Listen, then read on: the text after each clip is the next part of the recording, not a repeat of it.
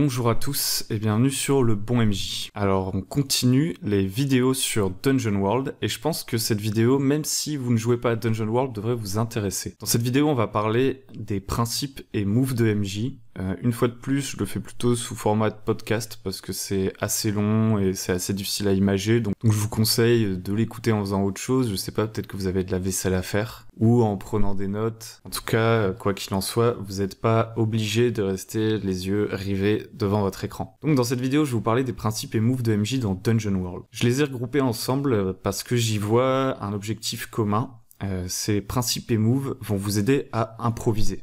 Parce qu'il faut savoir que Dungeon World est vraiment un jeu d'improvisation. Pour rappel, vous avez 3 objectifs dans Dungeon World. Décrire un univers fantastique, créer du danger et jouer pour voir ce qu'il se passe. Les principes et moves de MJ servent à remplir ces objectifs. Ce qui est perturbant, c'est qu'ils sont présentés comme des règles, et en tant que MJ, on aime souvent agir sans contrainte. Vous connaissez sûrement des MJ qui considèrent que leur rôle est celui d'être le dieu dans la partie, et clairement Dungeon World vous dit que non. Vous êtes au service de la fiction, et vos personnages sont au centre de cette fiction. C'est la raison pour laquelle vous devez improviser, et les livres, le livre de base, vous donne des outils pour remplir cet objectif. Même si vous jouez à autre chose que Dungeon World, je pense que les outils que je vais vous présenter vont vous être très utiles. Donc pour moi, la règle numéro 1 de Dungeon World, c'est amusez-vous, soyez cohérent avec la fiction, pour raconter une histoire palpitante, cinématographique, dont vos personnages sont le moteur et les héros. Donc tout ce qui va suivre, moi je le vois pas comme des règles gravées dans le marbre, je le vois plus comme un guide pour improviser, une boîte à outils.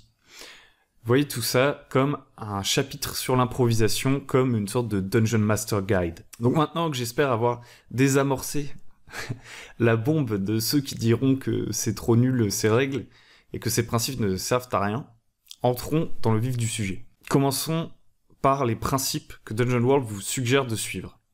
Je vais passer rapidement sur les principes que je trouve les moins intéressants. C'est-à-dire ceux qui couchent sur le papier des concepts que beaucoup de MJ appliquent déjà à leur table. Donc déjà, ce que Dungeon World vous conseille, c'est de poser des questions et d'utiliser les réponses. Ça semble bête, mais en fait, c'est ce que vous faites déjà dans la plupart des jeux de rôle, quand vous dites à vos joueurs « Que faites-vous ? Que font vos personnages ?» Donc vous êtes devant un grillage au barreau épais comme le bras, les zombies ne sont plus qu'à quelques pas derrière vous, que faites-vous ? Bah voilà, j'ai appliqué ce principe, tout simplement. Mais dans Dungeon World, ça va un peu plus loin, en réalité, puisque le jeu vous suggère de poser des questions pour faire du world building avec vos joueurs on the fly, au cours de la partie. Exemple, vous allez demander à un de vos joueurs, le capitaine de la garde a une dette envers toi. De quoi s'agit-il ? Penses-tu qu'il va l'honorer ? Et c'est votre joueur qui va apporter une réponse à cette question, et donc participer en pleine partie à la création de l'univers. C'est une façon de jouer, en fait le but c'est de créer un univers émergent. Et on en parlera davantage dans une future vidéo. Deuxième principe, commencer et terminer par la fiction. Vous le faites déjà sûrement aussi dans les jeux de rôle traditionnels. Vous décrivez une scène à quelqu'un, vous demandez au joueur ce qu'il fait, il jette les dés, si la fiction exige un move, et vous décrivez les conséquences et la narration reprend. Donc vous avez commencé en décrivant quelque chose, c'était la fiction, vous avez ensuite utilisé une mécanique, la mécanique vous donne un résultat et vous propose une conséquence, et vous devez appliquer cette conséquence dans la fiction et la décrire. C'est aussi simple que ça. Troisième principe, adressez-vous aux personnages, pas aux joueurs. Le jeu suggère que vous appeliez vos joueurs par leur nom de personnage pour renforcer l'immersion et la concentration. Donc à prendre ou à laisser, c'est vrai que si on s'adresse à un personnage, plutôt si au lieu de dire qu'est-ce que tu fais Julie, vous dites que fait Felindra, la guerrière des steppes, ça va peut-être réattirer son attention vers le jeu et renforcer son impression d'incarner ce personnage.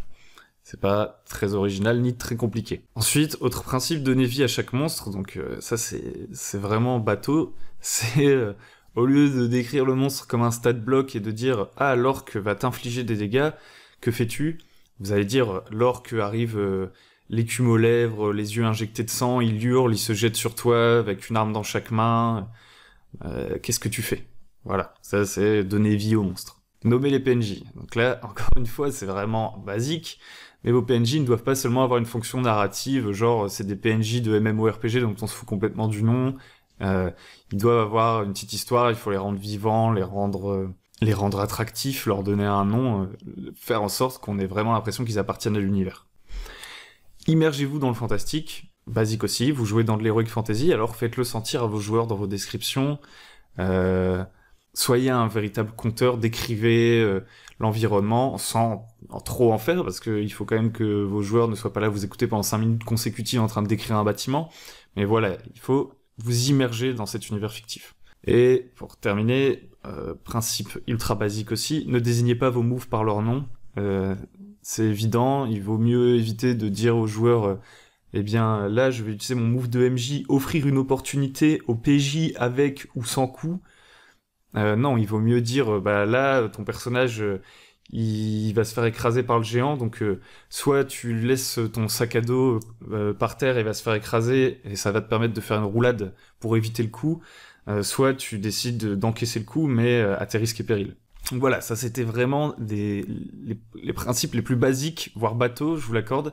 Au moins ça a le mérite d'être clair pour ceux qui ne font pas ça à leur table, ce qui je pense est assez rare. Donc maintenant voyons les principes plus intéressants et spécifiques à un jeu d'improvisation comme Dungeon World, et que vous pouvez adapter d'ailleurs à d'autres jeux traditionnels, ce que je vous conseille de faire. Je pense que c'est des très bons conseils que vous pouvez appliquer partout. Premier grand principe, agissez selon la fiction. Deuxième grand principe, soyez fan des personnages, et je vais parler des deux ensemble.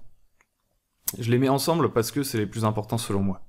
Chaque fois que vous prendrez la parole pour décrire les conséquences des actions des joueurs, gardez en tête que celles-ci doivent être cohérentes et que dans l'absolu, elles doivent mettre le personnage joueur sous le feu des projecteurs. C'est le meilleur moyen d'improviser pour un résultat satisfaisant. Ça signifie que vous avez le même objectif que les joueurs en fait, voir leur personnage briller et raconter une bonne histoire autour d'eux. Vous n'êtes pas leur adversaire. D'un autre côté, vous devez rester cohérent avec la fiction, et si un joueur doit mourir ou échouer, vous devez l'accepter, car c'est tout simplement cohérent avec l'histoire. Pour moi, en fait, ces deux principes devraient apparaître dans tous les livres de jeux de rôle. Ensuite, deuxième principe, vous devez penser danger. Votre monde doit être dangereux, donc improvisez dans ce sens. Dungeon World ne doit pas être une promenade de santé, on n'est pas dans un jeu purement contemplatif, c'est pas la proposition du jeu. Vous êtes là pour faire du dungeon crawling narratif, en quelque sorte. Donc, quand les choses se calment, rappelez à vos joueurs qu'ils sont dans un endroit dangereux, improvisez une nouvelle épreuve, un nouveau monstre, un piège, etc. Troisième principe qui est important pour Dungeon World, c'est laisser des blancs. Dans Dungeon World, vous devez laisser des blancs, parce qu'en fait, le but, c'est de créer un univers émergent avec vos joueurs. L'idée, c'est que contrairement à ce qu'on vous conseille dans des jeux traditionnels, vous ne devez absolument pas préparer un scénario trop à l'avance, pas préparer un plan quadrillé de votre donjon, ni une carte détaillée de chaque ville avec des descriptions pour tous les bâtiments, etc. Dans un jeu traditionnel, c'est déjà pas obligatoire, hein, et vous le savez sûrement que je suis plutôt de l'école de la création d'un univers au fur et à mesure à l'échelle d'une campagne, de manière organique, donc de créer ce dont j'ai besoin pour faire avancer l'histoire en fonction des décisions qui sont prises par les joueurs. Donc, globalement, j'adhère avec ce principe, mais dans Dungeon World, ça va plus loin, puisque, en fait, on vous invite à faire participer les joueurs à la création de l'univers, et pas seulement en amont de la partie, mais au cours de la partie. Et donc, certains moves de classe, je pense notamment au Bard dans Dungeon World, qui correspond vraiment à l'archétype du voyageur et qui est censé connaître un peu tous les endroits où se rend le groupe parce qu'il a déjà roulé sa bosse, il a déjà baroudé. Certains moves de classe comme ceux du Bard sont donc articulés en fait autour du principe du monde émergent, autour du fait que vos joueurs vont créer l'univers pendant la partie, et il y a des mécaniques qui tournent autour de ça, il y a des moves qui sont faits pour ça. Vous comprenez maintenant qu'il va être difficile d'exploiter ces moves pour votre joueur si vous avez tout prévu à l'avance en tant que Dungeon Master. Donc vous devez laisser des blancs. Je reviendrai plus en détail là-dessus dans ma prochaine et dernière vidéo sur les bases de Dungeon World. Pensez hors champ. Pensez à ce que vous avez préparé et attendez la bonne occasion ou un 6 mois pour déclencher le danger. Je pense que c'est une des clés pour utiliser certains moves de MJ et notamment pour augmenter la pression au cours de la partie, même dans les circonstances les plus calmes, et faire avancer l'histoire, renvoyer les joueurs vers l'aventure. Donc pensez hors champ, une fois de plus, je pense que c'est un truc qui s'applique à tous les jeux de rôle. Hein. Mais dans Dungeon World, il y a vraiment une façon de concevoir c'est danger de concevoir son scénario à l'avance, qui est vraiment lié à ce principe de pensée hors champ. Et j'y reviendrai aussi dans ma prochaine vidéo. Mais en gros, vous devez penser au plan de vos grands méchants et aux monstres qui se trouvent derrière la porte pour faire avancer la narration et créer des rebondissements en fait. Donc quand vos joueurs sont dans une pièce et qui mettent un peu de temps à prendre une décision, etc., pensez hors champ, dites-vous il y a des monstres derrière la porte et peuvent arriver à tout moment.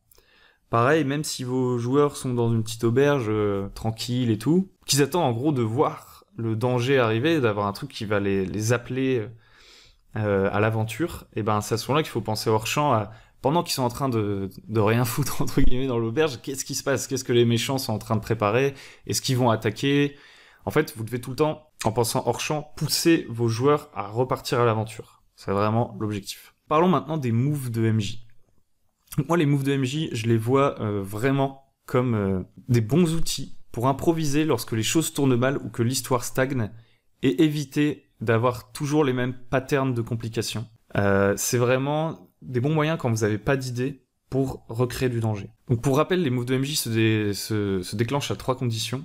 Quand vos joueurs attendent de voir ce qui se passe, donc c'est-à-dire en général au début de l'aventure, à moins que vous commenciez in media res dans un combat, quand ils viennent d'arriver dans un nouveau lieu, etc. Deuxième possibilité, c'est quand vos PJ vous donnent une occasion en or, c'est-à-dire qu'ils se jettent dans la gueule du loup, qui font un truc extrêmement dangereux et que vous devriez, entre guillemets, sanctionner, parce que dans la fiction, c'est beaucoup trop dangereux. Et ça arrive aussi sur les 6-, donc c'est-à-dire sur le pire résultat que puissent obtenir vos joueurs lorsqu'ils jettent les dés. La plupart du temps, le choix de votre move sera évident, et vous devriez toujours garder en tête le principe agissez selon la fiction. Vous ne devez pas, à chaque fois qu'il y a un jet de dés, vous dire vite, où est la liste des moves de MJ, il faut que je choisisse quelque chose. Non, la plupart du temps, c'est évident. Et en fait, cette liste, elle va surtout vous servir quand vous savez pas trop quoi faire. Et au bout d'un moment, je pense que vous n'en aurez même plus besoin parce que ces outils d'improvisation, vous les aurez intégrés. Et d'ailleurs, si vous venez du jeu traditionnel, il est possible que vous en ayez déjà intégré beaucoup. Mais je pense que c'est pas du tout une mauvaise idée qu'à Dungeon World de faire une véritable liste de moves comme ça, de MJ. Maintenant, passons aux moves. Donc, on peut classer les moves en 2 catégories. Il y a les soft moves, c'est un move plutôt doux, plutôt gentil, entre guillemets. C'est un move qui annonce une menace future, un move dont les conséquences ne sont pas immédiates et auquel il est encore temps de réagir. Donc un soft move, ça peut être, vous dites à un PJ qu'un gobelin sort des buissons avec un rictus aux lèvres, il dégaine son arc, il s'apprête à lui tirer dessus, que fais-tu? Ça, c'est un soft move. Un hard move, ça a des conséquences immédiates, entre guillemets, pénalisantes pour le personnage, et ça vient généralement juste après un soft move, s'il n'y a pas eu de réaction, ou lors d'un 6-. Donc si par exemple, mon joueur me répond que son personnage ne réagit pas, bah je vais faire un hard move, il se prend la flèche, et il subit des dégâts. Si le joueur décide de se jeter derrière un arbre pour se cacher, et qu'il fait un 6-, pareil, je pourrais faire un hard move, et lui infliger des dégâts, ou dire que la flèche a troué son sac, et que tout son équipement se vide par terre, etc. Donc voyons maintenant chaque move de MJ. Premier move de MJ, montrer des signes d'une menace à venir. La menace peut être plus ou moins immédiate, le bruit de l'avalanche, la fumée au loin, les tambours dans la forêt, un mauvais rêve, une vision, le sifflement d'une flèche, le bruit sec d'un piège. Donc là, typiquement, on est sur un soft move. Montrer les signes d'une menace à venir, c'est, je pense, le move que vous allez utiliser au début d'un combat, par exemple, ou quand vos joueurs sont encore en ville, sont pas encore partis à l'aventure. C'est en fait un move purement descriptif qui n'a pas de conséquences directes, mais qui doit alerter vos joueurs sur le besoin de bouger ou de faire quelque chose. Donc quand ils sont menacés par une attaque, ils doivent expliquer comment ils veulent éviter cette attaque, la parer, comment ils réagissent. Et quand ils sont dans une auberge en train de rien faire, et que vous leur dites qu'il y a un cavalier qui traverse la ville à fond la caisse pour rejoindre le château, ça a l'air d'être un messager, il a l'air d'être porteur d'une mauvaise nouvelle, vous êtes en train de montrer des signes d'une menace à venir, et vous allez provoquer une réaction chez vos joueurs. Donc voilà, c'est un soft move qui peut s'utiliser un peu à toutes les sauces. Ensuite, deuxième move plutôt, révéler une vérité indésirable. Un ami est en réalité un traître.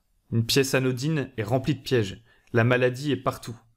Tu te rends compte avec horreur que ta fiancée verse du poison dans ton verre. Ça, je pense que c'est un bon moyen de remettre de la pression, de remettre du danger à un moment de trop grande accalmie. Ça ressemble beaucoup, vous allez me dire, à montrer des signes d'une menace à venir, mais c'est un petit peu différent, dans le sens où ça peut être déjà un peu plus hard comme move, ça peut être un peu plus une conséquence directe à quelque chose. Par exemple, comme on est dans un monde émergent et que vous laissez des blancs, un joueur qui décide de fouiller une pièce, s'il fait un 6-, vous pouvez très bien dire que, alors qu'il est en train de fouiller un meuble, il marche sur une dalle qui a l'air de s'enfoncer sous son pied, et vous révélez une vérité indésirable, toute la pièce est piégée. Et en fait, vous n'êtes pas en train de montrer une menace à venir lointaine, ou une attaque en approche à laquelle ils vont pouvoir réagir en réfléchissant vraiment.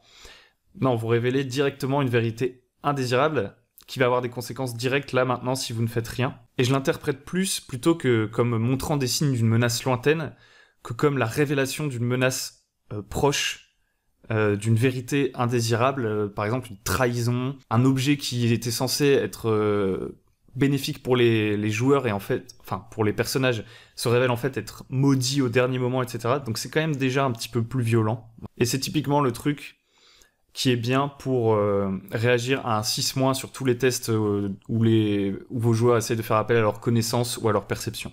Indiquer au PJ les conditions ou les conséquences de leurs actions. Alors ça, c'est vraiment le move ultra basique que vous utilisez forcément, enfin genre sans y réfléchir. Donc par exemple, c'est le genre de soft move qui va vous permettre d'éviter qu'un joueur se suicide sur une occasion en or, par exemple. Imaginons, il y a un de vos joueurs, il dit « Ok, je saute au-dessus du gouffre ». Vous pouvez indiquer au PJ les conditions pour cela, en lui disant « Bah, tu peux sauter de l'autre côté du gouffre, mais il y a une chute de 30 mètres. » Donc maintenant, t'es prévenu. Donc c'est vraiment un soft move pour expliquer à votre joueur qu'il va devoir réfléchir à une meilleure approche, clairement, et si il y réagit mal à cette indication que vous lui donnez, ça va très certainement entraîner un hard move. 4e action du MJ, offrez une opportunité au MJ avec ou sans coup. Montrez-leur ce qu'ils veulent, trésor, pouvoir, salut, etc. Au besoin, mettez-y des obstacles ou un coup. Pour ouvrir ce coffre plein de richesses, il te faudra la clé magique que porte l'ogre à son cou. Ça, c'est une opportunité pour un PJ. Vous lui donnez un truc intéressant, mais vous lui montrez qu'il va devoir sacrifier quelque chose en échange ou prendre un risque. Typiquement, c'est le truc, les joueurs sont dans une pièce, et vous leur dites qu'il y a un trésor au fond de la pièce, mais il y a des gardes partout. Est-ce qu'ils vont vouloir en faire quelque chose ou pas?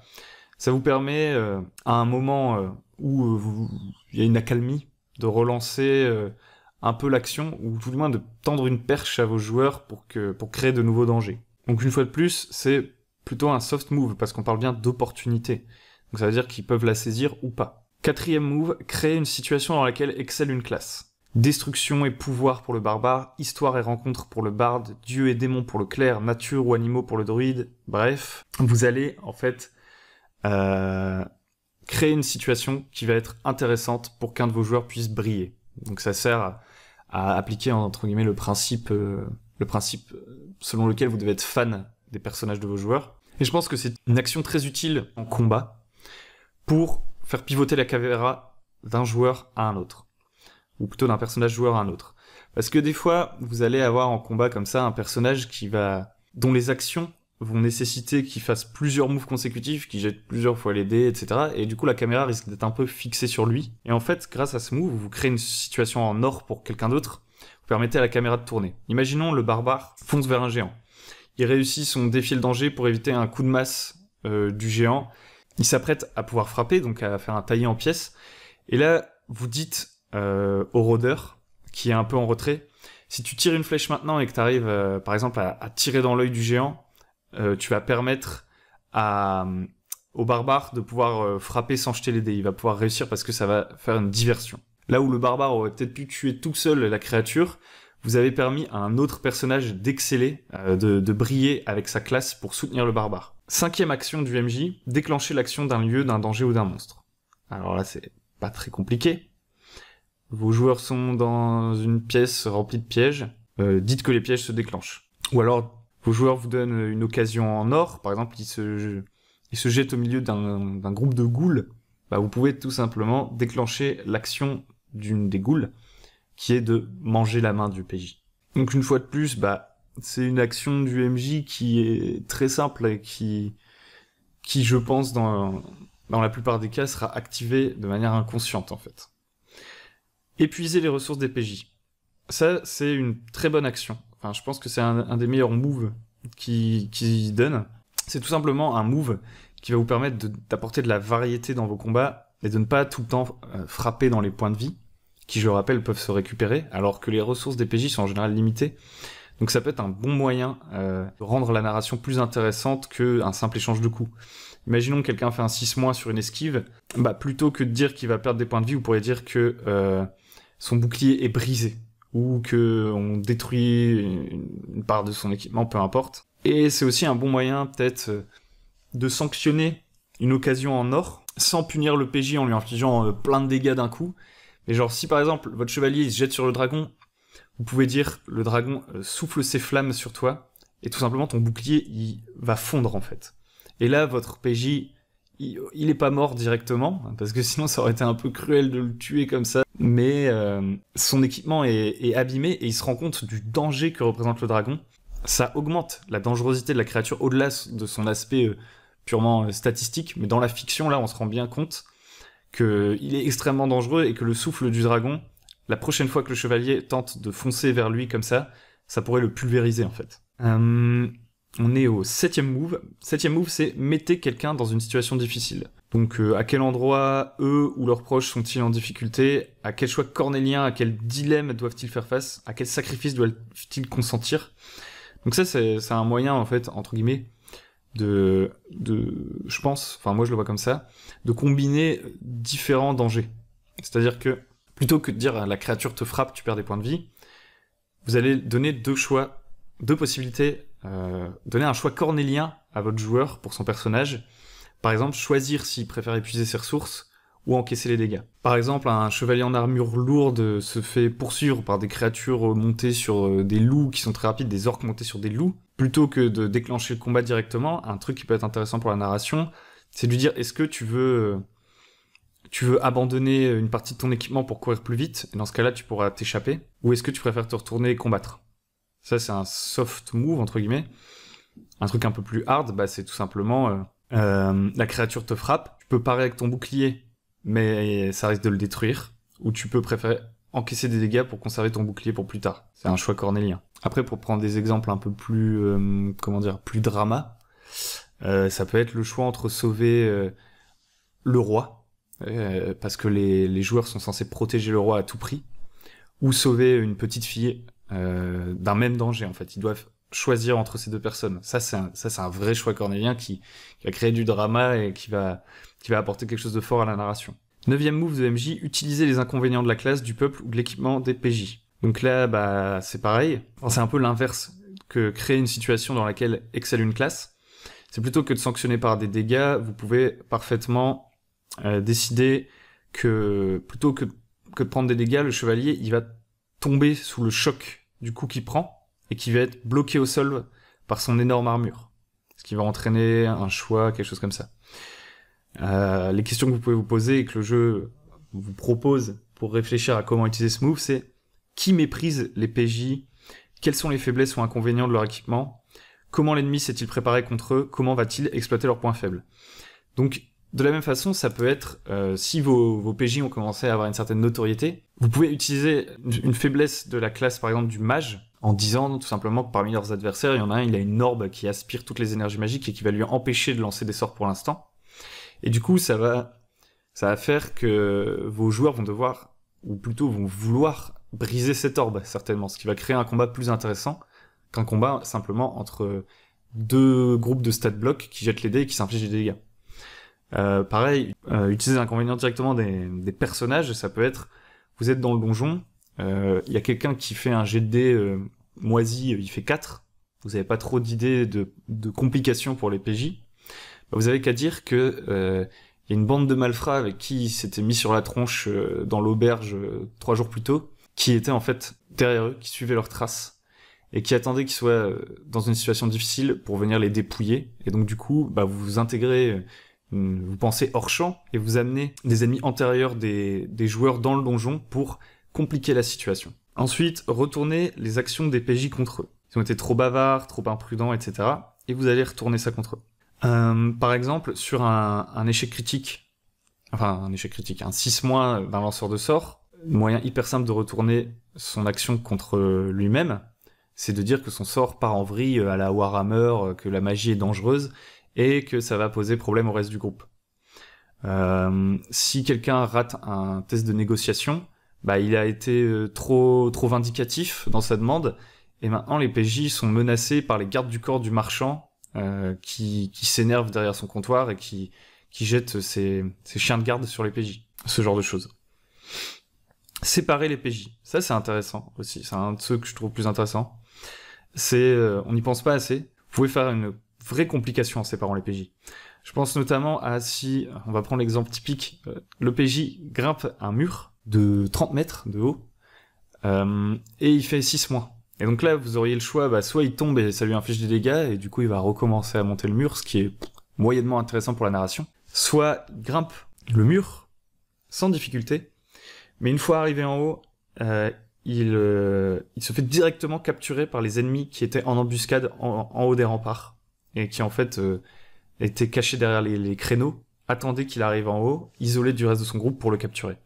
Et ça, c'est un bon moyen de relancer la narration, de créer une situation beaucoup plus intéressante que une chute entraînant une nouvelle tentative d'escalade. Dernier move, et ça c'est le move, c'est le move le moins inventif, mais dont vous avez besoin si vous voulez vraiment créer du danger à un moment donné, c'est tout simplement infliger des dégâts.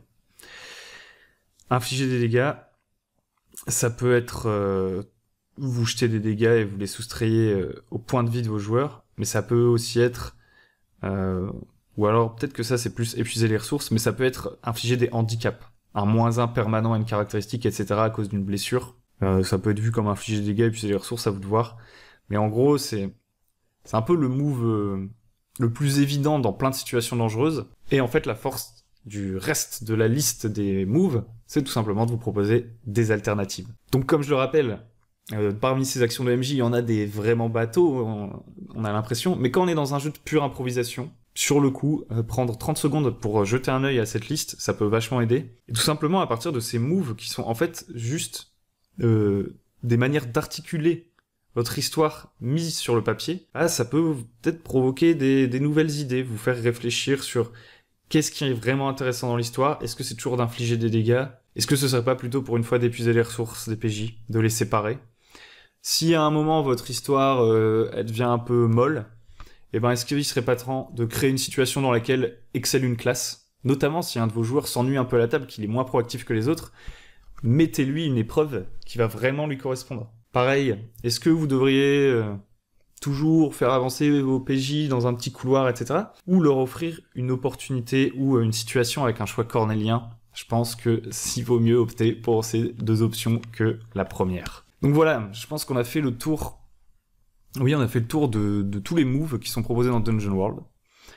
Pour moi, ces moves et ces principes, enfin tout ce dont on a parlé dans cette vidéo, ce sont d'excellents outils qui, sous leur aspect de base évident, on peut avoir l'impression d'être un peu pris pour un idiot parfois, ont au moins le mérite de mettre les choses clairement sur le papier, des choses qu'on acquiert généralement par l'expérience, et dont on ne parle pas dans les autres guides du maître du jeu en général, ou du moins de manière moins concrète.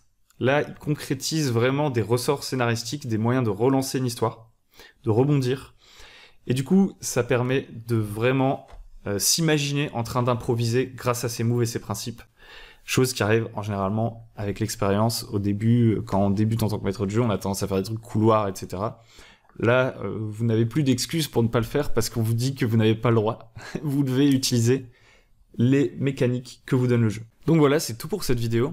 Pour plus de détails sur les moves, je vous recommande vivement le guide de Akritarch, le guide de Dungeon World, tout simplement, pour vous montrer à quel point celui-ci regorge de bons conseils et d'idées spécifiques à Dungeon World, pour le coup. Je vais vous présenter une de ces idées que moi j'ai trouvé vachement cool. C'est l'idée d'avoir un peu des jetons, à la manière de Savage World, etc. Des jetons, en fait, pour reporter un hard move à plus tard, ou reporter tout simplement un move à plus tard.